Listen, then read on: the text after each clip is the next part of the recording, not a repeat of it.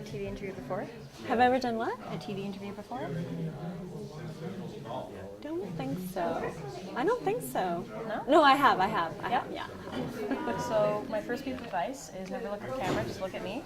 And don't fidget too much, otherwise you'll get out of screen, as you can see. So can I get your full name and how you spell it, please?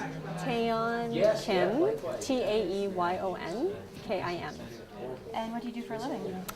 I'm constituency coordinator for David Kuhn How long have you been doing that for? since October of 2014. Yeah. Okay. So how did you end up at this meeting? These meetings are coming out of the constituency office, so they are part of David's effort to be connected to his constituency. So it's part of the mandate of our office that we have these community meetings. So, as one of the people sort of organizing or coordinating it, I was here as constituency coordinator for David. Okay. Do you think it's hard to get a hold of representatives? Yeah, I think it can be for sure. Yeah. I've heard of people who request meetings from their MLAs and never hear back. So, that's an unfortunate case of people who really seek out meetings with MLAs and don't get to meet them.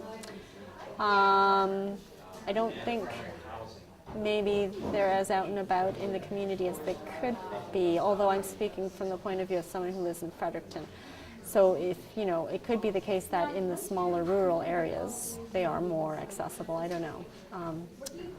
I think the bigger the locale, like a bigger city, it's increasingly harder to have access to your representatives. We're pretty fortunate in that Fredericton and most of the places in New Brunswick are pretty small. I mean, New Brunswick itself is pretty small, so I don't think it's that hard to have access. Like, it'd be much more challenging if you lived in a big place like Toronto or Vancouver.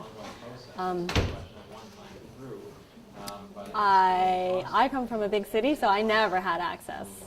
I didn't even think of it as something that you could have access to.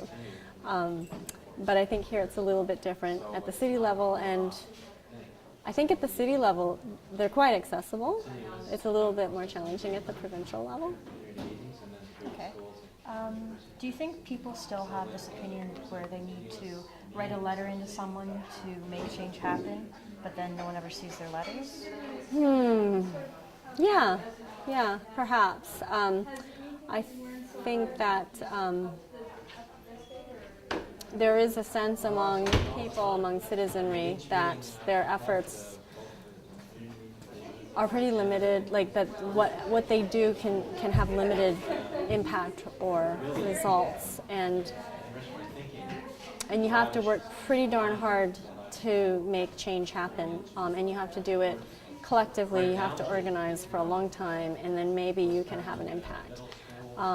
And at the individual level, it's probably even harder. So if you're just an individual and you think that the way that you're going to change policy is by writing a letter, that's pretty unrealistic, I guess. If you work with a collection of people, with a group and networks, then that's more likely to have an impact. But it does take a lot of work. And I think that hopefully that will start to change. The way that I believe David Kuhn is trying to go about doing his kind of representation is that I think he really does want to hear from his constituents about what they are concerned with, what their thoughts are on specific issues, and he really does want to act as their representative. So perhaps the people in his writing can actually have more of an impact with their letters or with their voice, with their attending these meetings and speaking to him than would normally be the case, because he is a representative who is open to that, and that's part of the principle of his term. So how do you think this event went in that regard? I think it went great. Yeah, there was a lot of participation, and there were a lot of people. There were a lot of people who came, and they were very keen participants. I think everyone spoke. Everyone got a chance to speak and be heard by various people, and they all got to meet a lot of people. And a lot of those ideas got captured. They weren't just sort of, spoken to a handful of people and then disappeared. I'm hoping that a lot of that got captured and written up here on our board, and that'll now constitute the pool of ideas that will create, that will give some direction and some guidance to David as he, presents bills or presents arguments in the legislature. So I really do feel like for the people who came and participated, it was, I hope, an empowering experience, and an experience where they felt that they were heard by not just their peers, but also their representatives.